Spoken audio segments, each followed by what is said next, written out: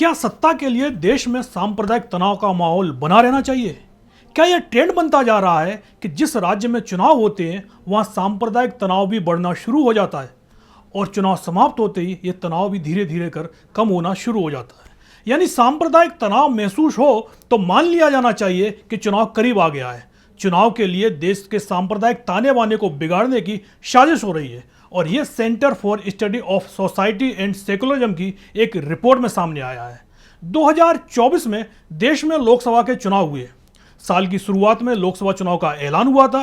अप्रैल से जून तक मतदान हुआ और फिर 20 नवंबर को महाराष्ट्र विधानसभा के चुनाव कराए गए। सबसे बड़ी बात यह कि जिन राज्यों में बीजेपी की सरकार थी या वो अपने सहयोगियों के साथ सत्ता में थी, उन राज्यों में इस दौरान सांप्रदायिक टकराव की घटनाओं में अचानक ही तेजी आ गई। इसका फायदा भी उसे मिला। दावा तो यहां तक किया जा रहा है कि अगर देश में सांप्रदायिक टकराव की घटनाएं नहीं होती तो ना तो बीजेपी महाराष्ट्र की सत्ता में आ पाती और ना ही देश की सत्ता में आ पाती। यानी देश में बढ़ते सांप्रदायिक विभाजन की सबसे बड़ी लाभार्थी अगर किसी पार्टी को माना जा सकता है तो वो बीजेपी है। इसलिए बीजेपी पर सांप्रदायिक टकराव को बढ़ाने और सांप्रदायिक तनाव को फैलाने वाले बयान देने के आरोप लगातार लगते रहे हैं। मोदी राज में बढ़ते सांप्रदायिक ध्रुवीकरण को लेकर CSS की रिपोर्ट में बताया गया है कि 2024 में देश में सांप्रदायिक टकराव की घटनाओं में अचानक 84% की तेजी आ गई और इसी साल लोकसभा चुनाव हुए थे और अधिकांश घटनाएं भी लोकसभा चुनाव के आसपास ही हुई। तो क्या चुनाव जीतने के लिए देश में सांप्रदायों को लड़ाने की कोशिश की जा रही है? आज हम अपनी स्पेशल रिपोर्ट में इसी साजिश को लेकर करेंगे बात। नमस्कार, मैं अविनाश। सत्ता जरूरी है और सत्ता के लिए जरूरी है सांप्रदायिक ध्रुवीकरण। बीजेपी की सियासत काफी कुछ सांप्रदायिक ध्रुवीकरण के आसपास ही घूमती दिखाई देती है। पार्टी को विस्तार राम मंदिर आंदोलन से मिला था। इसके बाद जिन राज्यों में सांप्रदायिक टकराव की वारदातों में तेजी आई, उसी राज्य में बीजेपी का ग्राफ भी बढ़ता चला गया। इसका एक उदाहरण हम यूपी को देखकर समझ सकते हैं। 2009 के लोकसभा चुनाव में बीजेपी यूपी में चौथे नंबर का दल बन गई थी, लेकिन फिर 27 अगस्त 2013 को पश्चिमी यूपी में सांप्रदायिक टकराव की घटना हुई। 8 महीने बाद 2014 में लोकसभा के चुनाव हुए तो पूरे यूपी में बीजेपी ने क्लीन स्वीप कर दिया। एनडीए को राज्य की 80 में से 73 सीटों पर जीत मिली थी। यानी जहां सांप्रदायिक टकराव बढ़ता है वहां बीजेपी का ग्राफ भी बढ़ता है।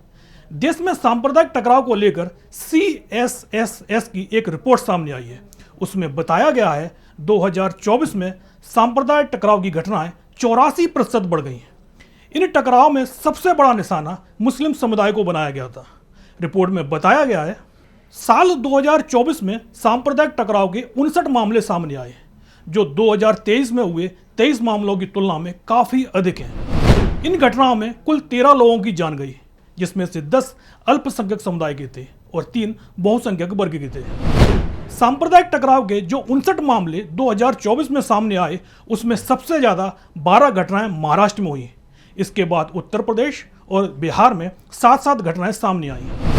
बिहार और महाराष्ट्र में एनडीए की सरकार थी, बीजेपी के सहयोगी दल का सीएम था और सबसे बड़ी बात, इस सरकार में बीजेपी सबसे बड़े दल की भूमिका में थी। तो उत्तर प्रदेश में सीएम भी बीजेपी का ही था। सांप्रदायिक टकराव की संख्या में यह वृद्धि सरकार की इस कहानी को झुठलाती है कि भारत सांप्रदायिक टकराव से मुक्त हो गया है, क्योंकि यहाँ कोई सांप्रदायिक तनाव नहीं है और सरकार ने सांप्रदायिक सद्भाव को बनाए रखा है। मानवाधिकार कार्यकर्ता इरफान इंजीनियर, नेहा दाभाड़े और मिथिला राउत की CSS की रिपोर्ट देश के कई प्रमुख समाचार पत्रों में प्रकाशित की गई। इसका कारण भी उन्होंने बताया है। उन्होंने कहा है कि देश के गृह मंत्रालय और राष्ट्रीय अपराध रिकॉर्ड ब्यूरो यानी NCRB भारत में सांप्रदायिक टकराव का व्यापक रिकॉर्ड रखता है, लेकिन उन्होंने अपने डेटा को नियमित रूप से प्रकाशित करना बंद कर दिया है।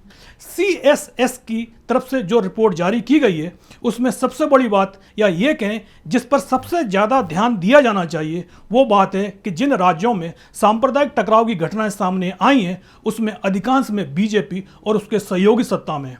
2024 में सांप्रदायिक टकराव की 59 घटनाएं सामने आई, जिसमें से 49 मामले उन राज्यों में हुए जहां भारतीय जनता पार्टी या तो अपने दम पर या अन्य दलों के साथ गठबंधन में शासन कर रही है। इस बीच ऐसी 7 घटनाएं कांग्रेस शासित राज्यों में और 3 पश्चिम बंगाल में हुई, जहां तृणमूल कांग्रेस का शासन है।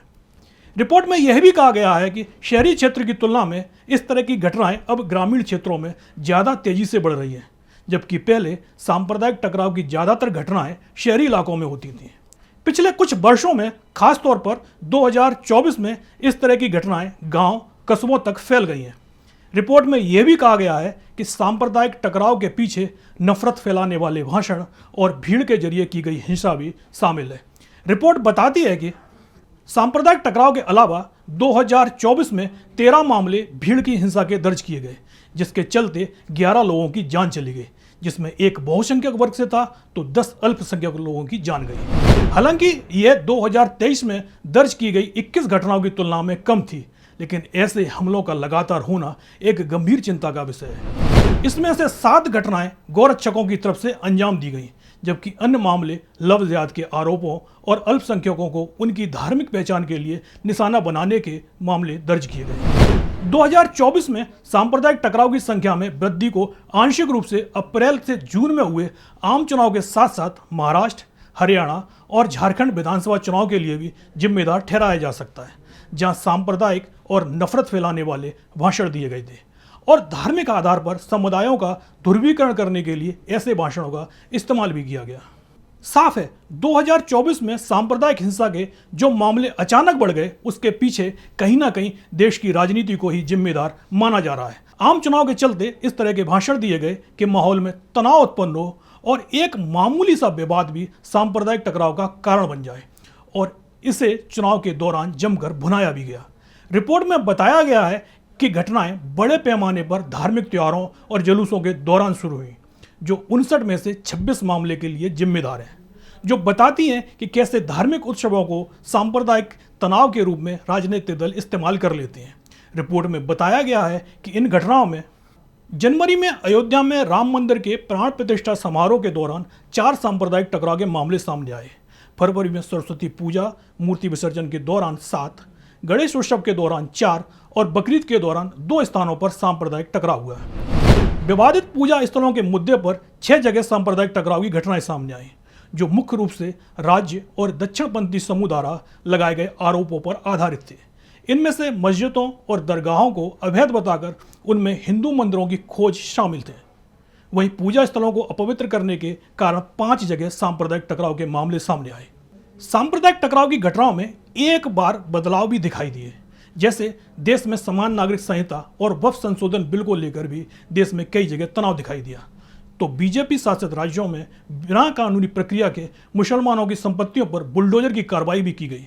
बुलडोजर का इस्तेमाल 2023 से बेरोक-टोक जारी रहा, जो राज्यों की गलत शक्ति के इस्तेमाल का प्रतीक बन गया। भारतीय जनता पार्टी की सरकारों में बुलडोजर कार्रवाई कर एक समुदाय को डराने की कोशिश की गई। खासतौर पर अल्पसंख्यकों के खिलाफ भेदभावपूर्ण तरीके से इसका जमकर इस्तेमाल किया गया। 2023 और 2024 में बुलडोजर अल्पसंख्यकों को दी जाने वाली सामूहिक सजा का पर्याय बन गया। विडंबना यह है कि बुलडोजर का इस्तेमाल अल्पसंख्यकों को सजा देने के लिए तब किया जाता है जब वो सांप्रदायिक टकराव के पीड़ित होते हैं। बुलडोजर कार्रवाई के लिए बीजेपी शासित राज्यों में एक नया शब्द भी सामने आया था। नाम दिया गया था बुलडोजर जस्टिस। बाद में सुप्रीम कोर्ट ने बुलडोजर कार्रवाई पर रोक लगा दी थी और इसके लिए एक प्रक्रिया तय कर दी गई, लेकिन इसके बावजूद अभी भी कई जगह सुप्रीम कोर्ट के दिशा निर्देशों को किनारे रखने की खबरें भी आ रही हैं। वैसे एक बात तो साफ है कि 2024 में लोकसभा चुनाव हो चुके हैं। ऐसे में 2025 में सांप्रदायिक टकराव की घटनाओं में कमी आ सकती है, क्योंकि देश में जो ट्रेंड अभी तक दिखाई दिया है उसमें तो यही देखा जाता है कि चुनाव और सांप्रदायिक टकराव अब साथ साथ चल रहे हैं। जहां चुनाव नहीं है वहां सांप्रदायिक टकराव भी नहीं है। तो आपको हमारी ये रिपोर्ट कैसी लगी, हमें कमेंट कर जरूर बताएं और हमारे चैनल को सब्सक्राइब जरूर करें।